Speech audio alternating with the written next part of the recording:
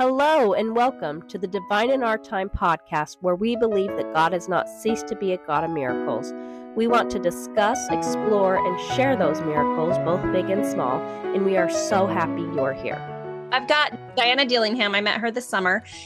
I asked her if she wanted to be on my podcast very randomly, and she totally told me she has a miracle. So, Did I tell you what that miracle was when I saw you last? no, we didn't even talk about it. You just said you had a miracle. There's always a miracle. That's why. Okay, perfect. Well, then share a few with us. Do you want to tell us a little bit about yourselves first? Sure. Yeah. I was thinking about this today as I knew I was coming on the podcast with you. And I was like, what is the defining things about me? You know, when you describe yourself, this is what you say, you know, those kind of things. But I did this one time where I thought it was such an insightful kind of thing to do, where I said, tell me 3 things that you want me to know about you. So Brittany, let's start actually with you, because I know this is a newer podcast, and tell me 3 things that you want me to know about you. You're hilarious. Okay, so here's 3 things about me that you don't know. First off, I live in Kentucky. I moved away from Idaho shortly after I got married. So I really, really miss the mountains, but the people here are fabulous. And I really miss the weather and the dry climate. And it was lovely being out there this summer. So that's one thing. My oldest daughter is special needs, and we had her very early in our marriage. And then we waited 8 years before we had another one. So I think a lot of times people, when they ask me how old my kids are, I'm like 17, 9, and 6. And they're like, oh, okay. So I think they thought I had a baby in high school or something, and then found my husband and got married and started my life for real. But I didn't. And then a third thing, I'm a huge homebody. I don't like going out. And this is super, super out of my comfort zone. And I hate social media. And I feel like I really have to utilize social media for this. So I kind of hate that part of it. Well, so tell me, what was the catalyst? Because I've read your description of what this podcast is, but what is your catalyst of wanting to explore miracles with people? Honestly, Diana, I just feel like it's needed. So sometimes those promptings come and we do not want to answer that. Yes. We're like, no, that is definitely not something I am interested in even finding out. I love it that you have decided to focus on it. I'm a nurse by trade, so I'm a mom. I don't even work as a nurse anymore. I'm a stay-at-home mom. And so this is completely, I'm very unqualified. So I love it. Well, you've healed bodies, and now you're trying to heal souls. I haven't healed any bodies, but I will say I've never had a patient die. I never had a patient die. So excellent. That's an excellent track record. A good spot to stop for sure. Yes. Anyway, your turn. What are 3 things that you want me to know? Well, yes, or us to know. Well, and here's the thing, because we're on this miracle podcast, right? People don't like to talk about miracles. They're very reticent about sharing something that feels personal or inside them. And so being here with you, it's like miracles that's something I totally believe in. And I'm a very faith-filled person, I think. And I just love the idea of sharing happiness and goodness with other people. So a couple of things about me. I totally relate to the stay-at-home mom thing. I have 4 daughters, and so we're actually in the realm of gathering sons at this point. I've got 2 son-in-laws. So I'm like, somebody else raise a boy and give me a good one. That's that one, you know? So that's been really fun. You know, sometimes when I try to describe myself, I find the things that really bring me joy, those are the things that I go immediately to. You know, like, I'm a little bit competitive. I love to play volleyball.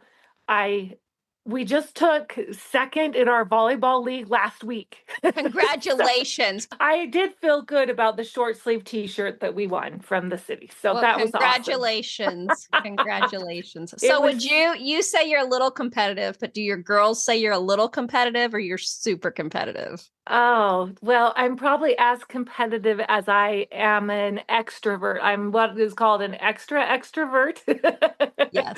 So if that's on an equal level, That's there's a funny. time and a place to be super competitive. It was that on the volleyball court Yes. last week, but games with the kids, you don't have to win every game. You don't. It's okay, All right. Tell us about the miracles you want to share. When I asked you, you said, "Oh, I have a miracle for you." And so I don't know if there was one in particular that you thought of right when I asked you. And I had just met her. I said, "Hi, I have a podcast. Do you want to be on my podcast about miracles?" She's my sister's friend. So Well, your sister is one of those people that, and I see you have a lot of the same characteristics that she does. People want, you have that sign on your forehead that says, "I really do care. Tell me all about it. I'm interested in you and I connect with you in this beautiful way." And so that's why I was like immediately, of course, I will, let's chat, let's talk, let's glean from each other these beautiful moments in our lives that we have designated as miracles, right? well, I think you caught me on one of my good weeks of the month then, because I don't know that that's always the case. So, Well, it's a beautiful family trait. yeah, thank you. So as I was thinking about this, one of the things, I mean, I really do push myself towards, good information and good places to find things to really inspire me. And one of them is because I'm a member of the Church of Jesus Christ of Latter-day Saints, and I really do believe in prophets and apostles. And I found a talk called "Seek and Expect Miracles" Yes. that was talking about the power of spiritual momentum from April 2022 from Russell M. Nilsson. And he was talking a little bit about, finding peace and harmony in the world. And he says there's a concept about momentum, finding like powerful momentum in our lives. He says, what can ignite spiritual momentum, right? And there can be positive or negative momentum, but when we're trying to follow Jesus Christ and we're trying to be converted and grow, and that we're looking for this spiritual momentum, right? A positive spiritual momentum helps us keep moving forward, even when there's fear, uncertainty, whatever it may be, right? Yep. And some of the things that we really have to think about, he talks about 5 specific actions, but I'm just going to go right to suggestion number 4. Seek and expect miracles. Yes. Yes. So in the Book of Mormon, Moroni, this is one of the prophets of the Book of Mormon, says, "God has not ceased to be a God of miracles."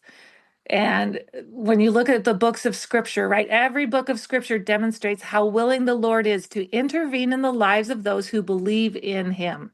Yep. So when we're talking about miracles, right, and sometimes, we might look at miracles like the mighty miracles, the giant miracles that happen, the earth-shattering sort of miracles that everyone seems to want, right? Yep. But we have also what's called our smaller private miracles Yep. that teach us to have faith in our Heavenly Father. And as we come to recognize and heed the promptings of the Holy Spirit in our lives, right? And for me, that's where the miracles begin, is understanding when the Spirit is speaking to me. So this was something that happened when my youngest daughter was in elementary school, right? And it was a very rainy day, and she had come home on the bus, and I was coming home, and it's raining like crazy. There's probably 10 kids standing on my porch ready to get into the house, and as I pull into my driveway, the thought comes to me, don't pull in the garage. Okay. And I was like, it is raining. Yeah. I'm going to pull into the garage.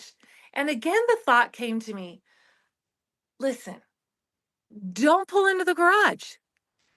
And I'm like, okay, do you see the kids sitting on the porch waiting to get into the house? I'm a little bit late. I got to get going. I'm going to pull into the garage. We'll just get going, let them in. And again, I had this thought in my own voice in my head, like, don't pull into the garage. So what'd I do? I hope you didn't pull into the garage, I but it 100% was pulled. raining. I 100% pulled right into the garage immediately, pulled into the garage. And as I got out of the car and shut the garage, as the garage is going down, there's this loud pop. And the spring on my garage door just broke, just Oh, let go of all the tension that was in there and just oh, exploded. And I was like, you've got to be kidding me. Because what happened in that moment was that all of a sudden I realized, whoa, that was not me mm-hmm. contending with myself, thinking to myself, because that's what I have come to realize in my life, that when the spirit speaks to me, oftentimes it sounds like I'm just talking to myself in my head, right? But I almost always say to myself, that's dumb. Yeah, That doesn't make any sense. Why? What's the big deal? Why yeah, not? Why not? Right. And so at that moment, I was like, oh my word. Because had I not pulled into the garage and had I left the car out, I would have had access to my car for the next 4 days before the technician was able to come and open the garage door to get my yep, car back out. I yep. wouldn't have had that inconvenience. I didn't get hurt. No one got hurt. The car wasn't damaged, but it was such an inconvenience in my life to just be stranded in that manner. And I was like, and I remember for weeks after so strongly how the spirit taught me from that what I see in my life as a miracle, that I've learned in that little moment how the spirit speaks to me. Mm-hmm. And I remember having the thought come. It's almost like it was this beautiful, I'm so glad you can hear me and you're recognizing right now that that was me. Ah, this is so great. Like I Yeah, could yeah. feel that. I That they could were feel that. excited that there was a breakthrough with you. Ah, there was there was that excitement. There was that moment. There was that little, and I remember the words coming to my mind. You are going to need to know how I speak to you because you are going to need this in the coming days. How long ago was that? Probably 10 or 15 years ago. Okay, so back in 2010 when the world wasn't psychotic. Well, or probably no. So my youngest is 19, so she was probably 7 or 8, Okay. going in elementary school. And but that was the moment when the spirit was like, you now can hear me and you recognize. And for 2 weeks, in any quiet moments, in many times throughout those 2 weeks, thoughts would come to my mind. And I remember listening like I had never listened before. And I I remember the spirit saying to me, do you remember?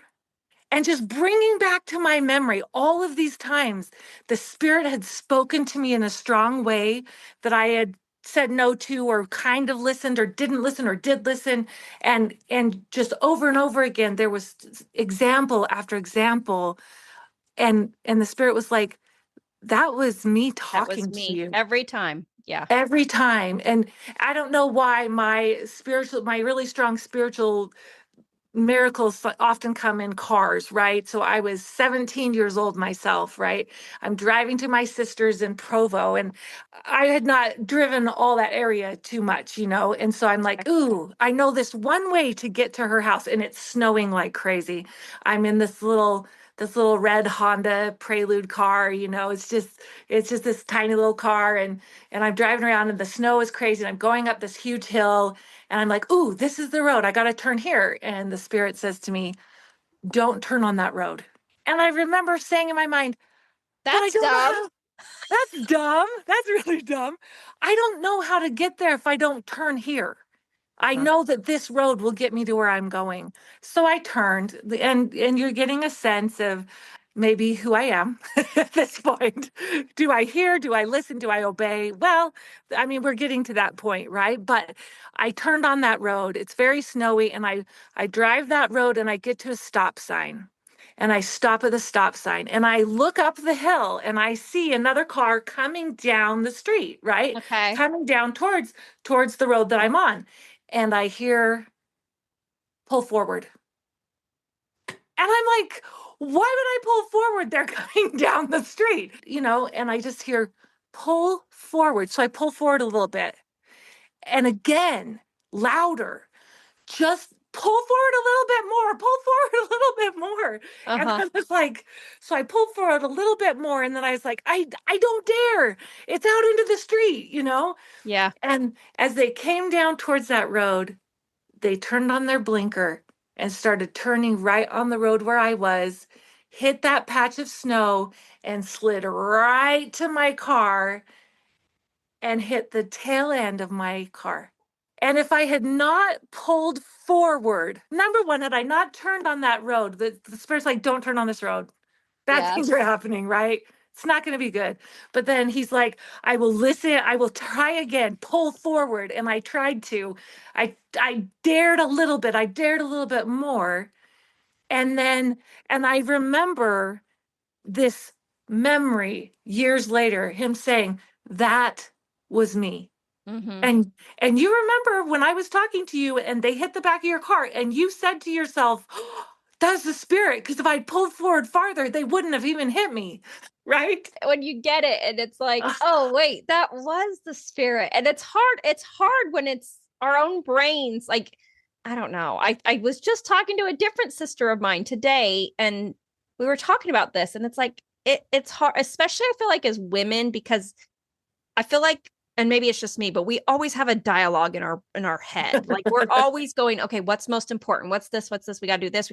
There's always this like inner dialogue in our head. So then when things don't make sense, it's like, well, why would I think that? And I can't square that with what needs to get done, and it doesn't fit. And you know what I mean? Like, I don't know. That's me anyway. That's how I feel. But the world's colliding in your mind trying to figure things out, right? yeah. Well, so since that time I have tried, because I'm being tutored by the Spirit on a daily basis, right? I have tried to recognize that when I begin to contend with thoughts that are not my own coming into my mind of things I should do, places I should be, directions I should take, I try to listen to that. And oftentimes when I hear myself in my mind go, well, that's dumb, I try to immediately go, okay, what do you need me to do? And I can remember two distinct other miracles that are tied to after I made that revelation in my mind and in my life, and that the Spirit was like, hello, yay, you can hear me, right? Uh-huh. Uh-huh. And I had a dear, sweet neighbor right across the street, and his wife had gotten sick, and they were elderly, and his wife had passed away. And I knew that her funeral was the next day, and we had a super busy day. And the thought came, you should take something to him. And I'm like, I really don't have time. Mm-hmm. I really don't have time to do that right now. And the thought came, just take him a loaf of bread. Just go grab a loaf of bread and go take him a loaf of bread. And I'm like, and here I am, conversation in my head with the Spirit, right? I don't like to serve with food. I had a bad experience. I had a bad experience with it early on, right? And I just was like, I don't like to do that. Uh-huh. And the Spirit's like, just go do it. So I did. And I went and bought a loaf of bread, and we literally were headed down to Salt Lake for some other activity. And I'm like, maybe we can take it over when I get back. And the Spirit's like, you know what? Can you just run it over? Just run it over before you go. And I'm like, all right. So I run over, and he answers the door, and I said, I'm so sorry that your wife has passed away. I just wanted to give you this loaf of bread and just, tell you I was thinking of you. And he's like, thank you. And I leave, rush off to our next thing. And the next day was his wife's funeral. So I go to his wife's funeral. And I didn't know their kids, they're elderly, had lived with just them. And so I go there, and there's this man, and standing next to him is his daughter. And as we're going through the line, giving our condolences to him, he introduces me to his daughter. And Uh-huh. she looks at me and she says, are you the one that brought the bread? I said, yeah. And she said, I had that for breakfast. That was so wonderful. And I realized wow, this is a woman who has just lost her mother. Mm-hmm. She needed that bread, Mm-hmm. you know? And I just felt so grateful for that little miracle that I listened and that I just did it. I mean, it wasn't in my wheelhouse. It wasn't in my timing. And I was just floored by the kindness and the gratitude and the blessing of the Spirit right there, you know? And I felt like that was a miracle for me. Maybe she felt like that was a miracle for her because it was so comforting in that time where she was just devastated. She had Yeah. lost her mother, you know? And that was just such a tender experience for me. Well, I love that you followed through and did it, even though you were thinking all the other things, mostly because, like, for me, I feel like if I had gotten a prompting like that or a thought like that, it would feel so inadequate. Like, no, there's no way I'm doing that because I'm not going to buy him a loaf of bread. His wife died. You know what I mean? Like there should be something more to do. So the fact that you did it, and I feel like it's brave of you to just do it. It reminds me of she might have shared this in conference, but before she shared it in conference, she shared it at one of our stake conferences. The primary president, or she's in the primary presidency, and she had cancer. She had thyroid cancer, I think. Anyway, she was having a really hard time. She had these little kids, and a lady from church showed up with a Wendy's Frosty, and it was like half melted. And she was like, it was the perfect consistency. I hadn't been able to eat, but it was the perfect consistency that I could eat it, and it would go down my throat and soothe my throat, and it was perfection. And like it was such an answer to prayer that I didn't even know. And I'm like, how brave do you have to be to show up to somebody who's going through cancer, who just had chemo and radiation, and go, here's this a frosty that's half melted at this point. Anyway, and it reminds me of that you're showing up in this devastating time of their life with a not a homemade loaf of bread, but a store-bought loaf of bread, which is even like the better part of it. So anyway, I love that. Absolutely. And like you said too, you said when you were um sharing about her giving you a hug and thanking you for the bread, you were like, I was just so grateful. And it is like, to be a part of a miracle for somebody else. It's a really like special, humbling thing to be. Like, you're like, oh, I'm so glad I listened, and I'm so glad the Lord trusted me, and I'm so glad that like it worked out. You know, it is. And it's just kind of it's a humbling experience. The next experience that I wanted to share with you that had come to my mind was, weeks later we had been remodeling. We'd been remodeling my house. This was probably 3 or 4 years ago. We were remodeling my house, and we had this family that moved into our area just around the corner, and we kind of met and just made a connection or whatever. She was so kind. She's like, "Oh, you need a fan? I've got a fan." I'm like, "You have just moved in, and you're being so kind and helpful." She just would show up and just come in and do whatever. Oh, well, let me help. Let me help.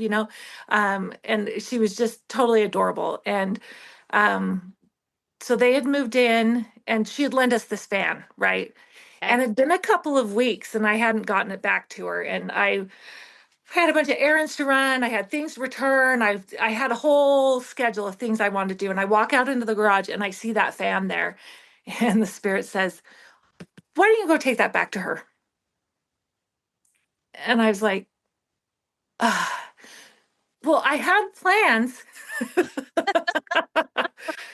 I had plans. I have these things I need to do, and I'm afraid if I don't do them in the order that my brain's been thinking I need to do them, and they're just not going to get done. Yes.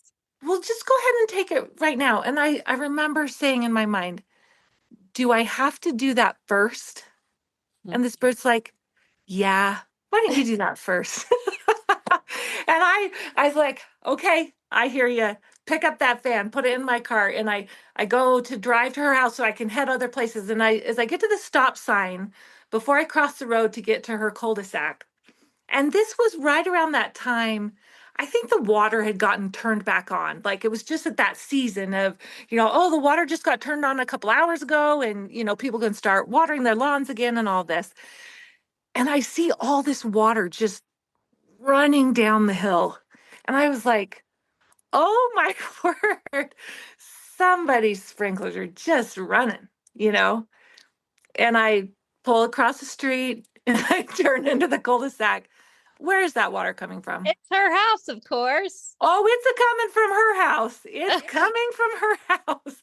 And I go up to her, I knock on the door. She's like coloring her hair. It's hours before the kids will be done with school, before Uh-huh. she'll even step out of her house. And I said, "Hey, you know, it looks like the water's been turned on. It looks like maybe your valve up here up front is open."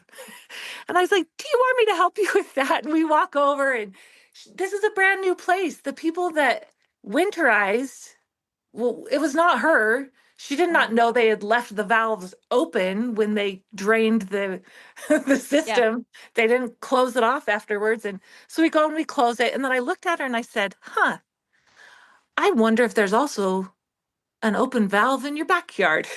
Yeah.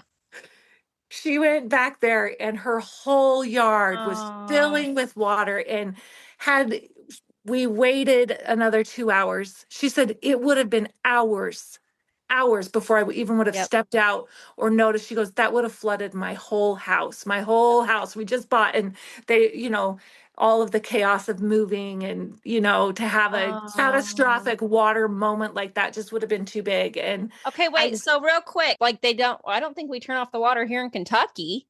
Oh, well in Utah, you have times you turn on the water and times you turn off the water. So the water turns off for irrigation and watering lawns around October 15th.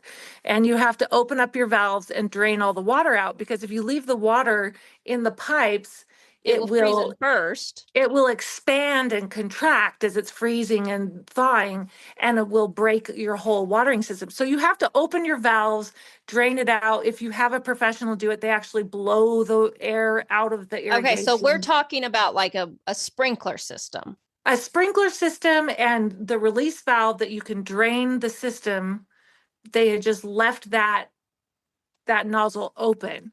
So Gotcha. like when you want to drain your system to get all the dirt out or to clear the pipes before everything freezes, but generally after you open it, you close it back up. So when the Yeah. water comes on April 15th, it doesn't just start running through your system because the pipes are open, right? And the Gotcha. water Gotcha. the water then is sent throughout the city and it hits your sprinkler system. And if you're not closed, it just starts running because you're like Ah, a faucet is in your sink, it's on. You're like, oh, well, the water's shut off. Well, the moment that water turns back on, the water's coming out yeah. unless you close the valve. So it Gotcha. was a big thing. And even as I was driving there and I'm seeing water running down the hill, I had no idea it was her. I didn't Yeah. even think, oh, that's Really? her. Oh, But then I really? turned and I was like, oh, wait, that's exactly where I'm going.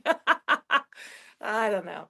It makes you feel, it makes you feel a little dumb. I always feel dumb because I'm like, oh, that seems like a dumb thing to do, but that is the right thing to do. That's the smart thing to do.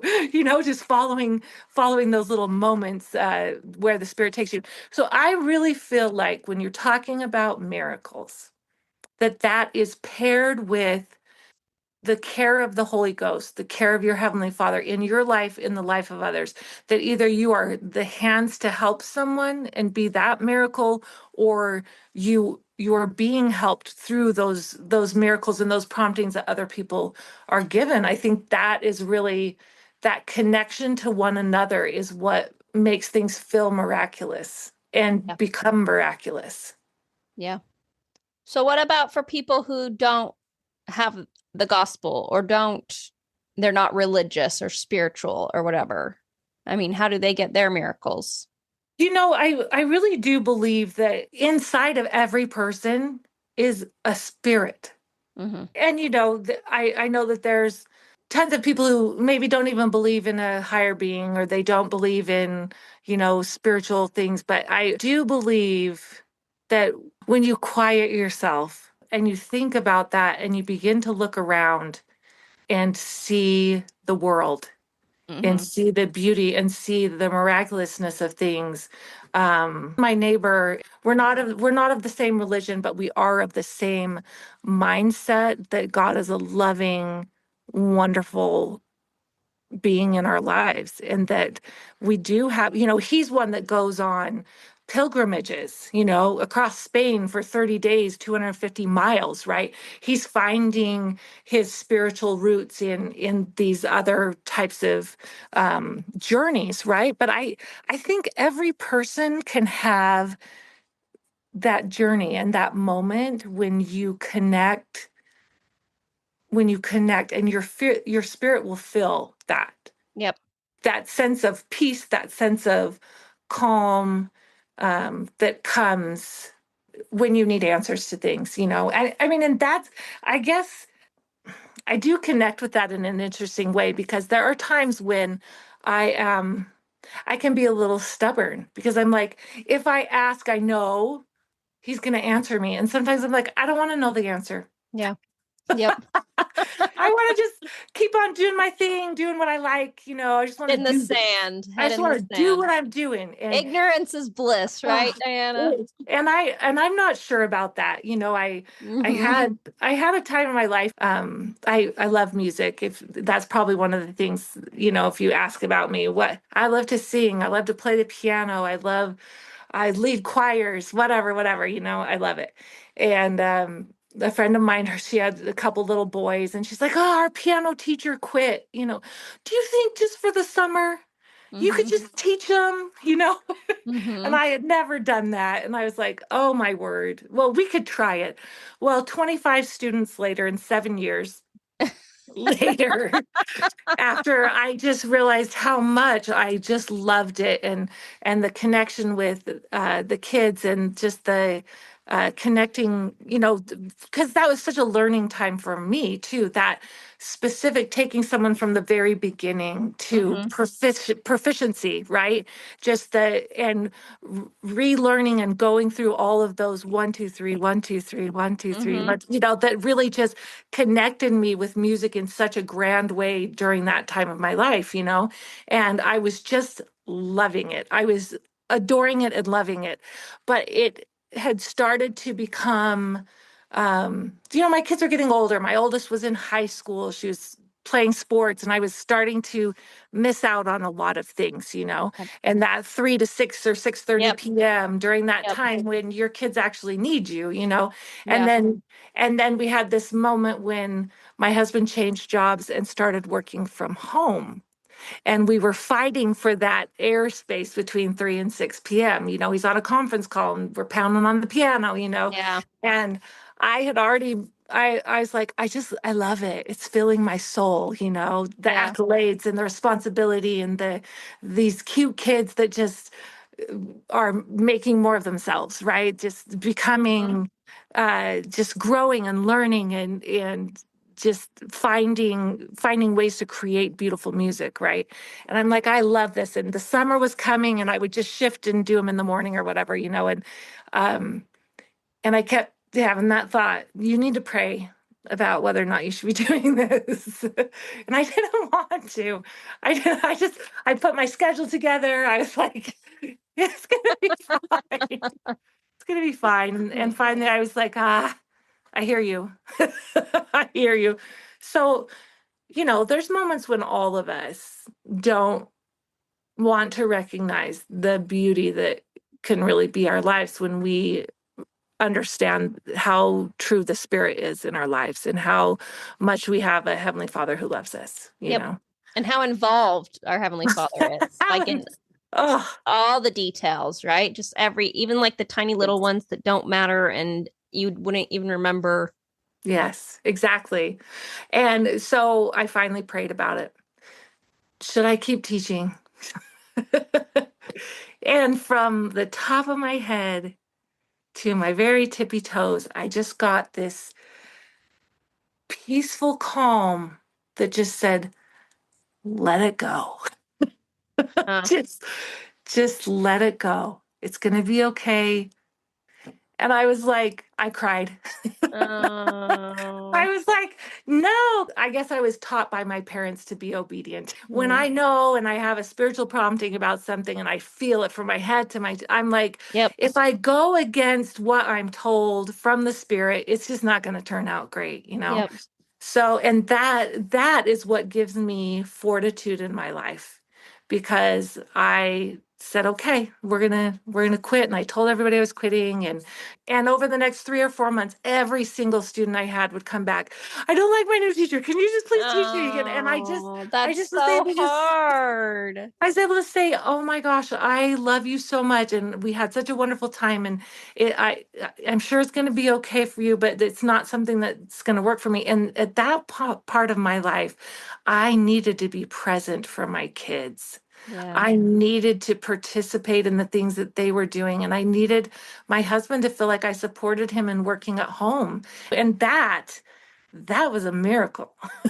It was a miracle that you gave it up, or was it was a miracle? What do you mean? It was a miracle that I gave up something that I loved, that I felt, we were doing piano recitals and, oh, Yeah. wonderful job. You're such a great teacher. My kids just love you, blah, blah, blah, right? All of those things that I was just soaking up and loving, Yeah. a little extroverted me that's like every person just feeding my soul with kindness, and I had to shift and I had to go in a different direction at that point. And I think that it was such a beautiful time of life, but I do find in my life still being fearful of truthful answers from the spirit, just really like, do I want to pray about that? Yeah. Because I know I have to do it. Yeah. Yeah. I have to trust in that and I have to move forward, but sometimes it feels too big and I think we can't be fearful of beautiful miracles in our life and of fortitude through knowing that what we are doing is supported by the best version of us Yeah. and where we So, want to be. so was it worth it? Oh my word, it was totally worth it. It Why? was totally worth it. Um, my choices in doing this thing for myself had started to affect the relationship I had with the people who were so, so important to me. Within 5 years from that, as my kids started getting older and all those things, then we started hitting to where my dad started to decline.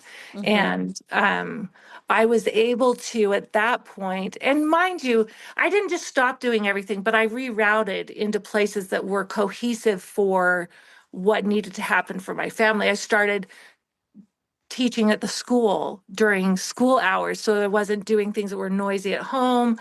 I was Mm-hmm. supporting my kids. I was seeing my kids during the school day. I was teaching computers. I was doing art lessons. I was running the musical program for the fifth grade, whatever needed to be done. So Mm-hmm. I was still able to create and fulfill what I needed for myself, but in a way that wasn't detrimental to my family, to my husband and his work, to all of those things. But as that happened, then at that point, I was also able to shift when my dad needed me. Like Yeah. he had started to decline to the point where he needed additional assistance. And my mom was doing such a good job, but it's just, we have aging parents, things that happen in our lives where, dementia or Alzheimer's or all of these types of cognitive decline or physical decline or anything like that, that where we have to step up and help with those things. Yeah. My mom needed that assistance at that time. And I was able to stop some of the other things I was doing and refocus. And I had my dad 2 days a week. I would take him from 7 in the morning till 7 at night, and my mom could just go do whatever she needed to do. And I Yeah. would just take him with me for the things that we would do. And it was a beautiful memory making time in my life with my dad. There's Yeah. as you come to that that loss that happens in everyone's lives, you have to create moments that you can then remember and bring back to your mind that help heal your soul through all of that process. And so it was there were so many blessings and miracles and gifts that came from listening at that time and rerouting, where I was able to do other things that I needed to do. Hmm. I don't know. Hindsight's so great, isn't it? We look Yes. back and we Yes. say, "Oh, well, look at all of that just happened. Look at It's all." great when you follow the spirit, and when you don't, it's a little painful. Oh, I've had that, and you know, I there definitely have been times in my life where I just resisted asking. I don't know Yeah. why that has Because to it's hard to happen. align our will sometimes. It's hard to give up our will and to give up our agency and to go, okay, fine. I'll do what you want me to do, even though especially when it's something you love and that's feeding you in so many ways, Hmm. because you don't know that you're going to need and want those beautiful memories with your dad. And you don't know that you're going to really miss, you don't know that you're going to love. It's like if it ain't broke, right? I don't know that I'm going to love doing this or love being a homemaker, but I know that I love this. I don't know. Yeah. Well, the ability to shift and to flow into your best self through doing things that are hard, right? Yes. The influence that we have in our lives is multifaceted, right? I mean, you think about that little moment where you and I met, Mm-hmm. right? Such a random, we're at a fireworks show with thousands of people, and I see you and your sister sitting there, and it's like this beautiful little miracle that Mm-hmm. we saw each other and that we reconnected and had that little moment. And I don't think that there are coincidences. I don't either. I think that there's reasons and places where we're put. If it's a spiritual gift or not, but just when people can recognize their when they call when they recognize it as a miracle and not a coincidence, like you just are going to have a much fuller, happier life. Like you can take on, like you said, the momentum, right? These things all give us spiritual momentum to go, I have a God who loves and cares about me, and he cares enough about me that he doesn't want me Yes. inconvenienced for 4 days.